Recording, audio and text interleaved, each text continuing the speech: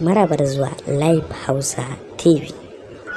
Mai kallon mai saurare, wannan jarumi, wannan fitaccen mawaƙi wato Hamisu Breaker Ɗorayi.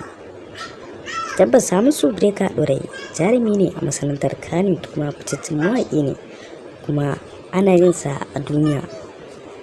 A masana'antar Kannywood tabbas waɗanda ɗaukaka ta zo musu kai tsaye kuma waɗanda suke jin daɗin wannan ɗaukaka tasu, Hamisu Breaker Ɗorayi yana cikin ɗaya daga cikin waɗanda suka ji daɗin wannan ɗaukaka sabida mai a rayuwar Hamisu Breaker Ɗorayi tabbas ya sha wuya sosai kuma amma yanzu ba zai ce haka ba.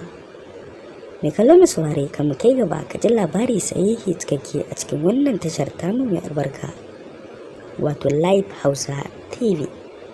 Abinda muke so da kai, idan yau ka fara ziyartar wannan tashar tamu mai albarka, sai ka daure ka danna mana subscribing da alamun kararawa, kai mana liking kuma kai mana sharing.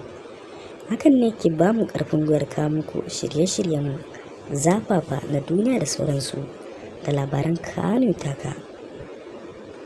Mai kallon mai saurare, wannan jarumi, wannan fitaccen mawaƙi wato Hamisu Breaker Ɗorayi tabbas ya yi sha gwagwarmaya sosai a rayuwarsa, domin tun Hamisu Breaker Ɗorayi yake sakandire yake sha'awar waƙa. A lokacin yana rubuta waƙe-waƙensa, abokanansa suna cewa wai wannan ne yake da basirar waƙa, wai wannan ne yake yin waƙa. Mutane da yawa da dama suna kawo suka iri-iri daban-daban da dama, kuma mutane da yawa da dama suna tofa albarkacin bakinsu game da wannan fitaccen mawaƙi wanda ya shahara yanzu wato Hamisu Breaker Ɗorayi. Mutane da yawa da dama suna cewa Hamisu Breaker Ɗorayi baya da basirar waƙa, kuma shi ta ma zai iya waƙa. Babansa buzu kuma babarsa bazabarme, kuma babarsa 'yar Nijar ce. Kuma mutane da yawa da dama abinda yake ɗaure musu kai kenan a cikin makarantarsa na sakandare.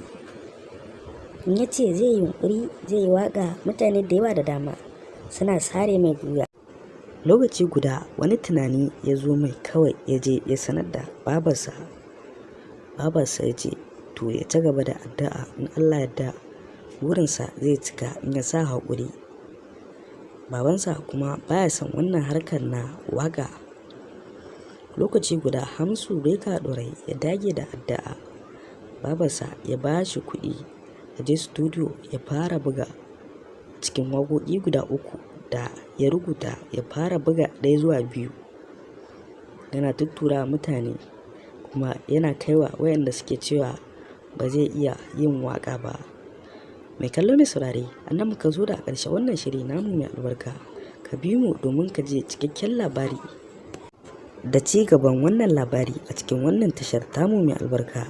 Annan muka zo da ƙarshe wannan shiri.